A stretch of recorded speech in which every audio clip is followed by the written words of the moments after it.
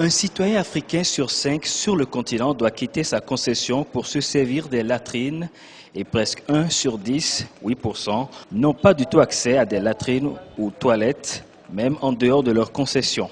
C'est l'un des résultats du nouveau rapport intitulé « Manque d'eau potable, d'assainissement favorise l'insatisfaction avec les performances gouvernementales ».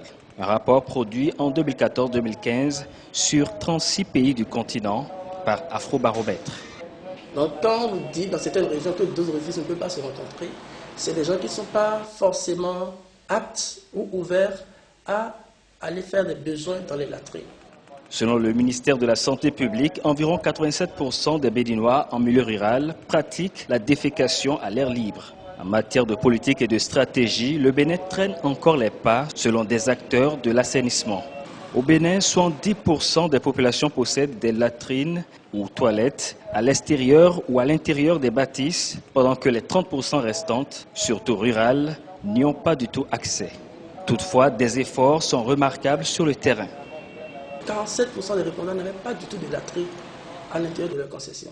Donc ils sortaient pour aller faire les besoins dans la brousse. 30% aujourd'hui disent non pas. Donc il y a un gap de 17 points de différence entre 2011 et 2014. Donc les gens commençaient par, peut-être de mieux en mieux, instaurer les latrines à la concession, même si les latrines ne sont pas dans les maisons.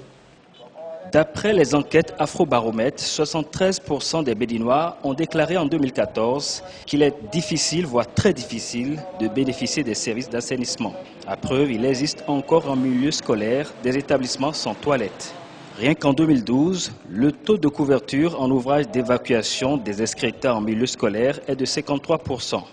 Hors du Bénin, l'Afrique du Nord reste mieux lotie que les autres régions en matière d'assainissement, pendant que l'Afrique de l'Est tient la queue.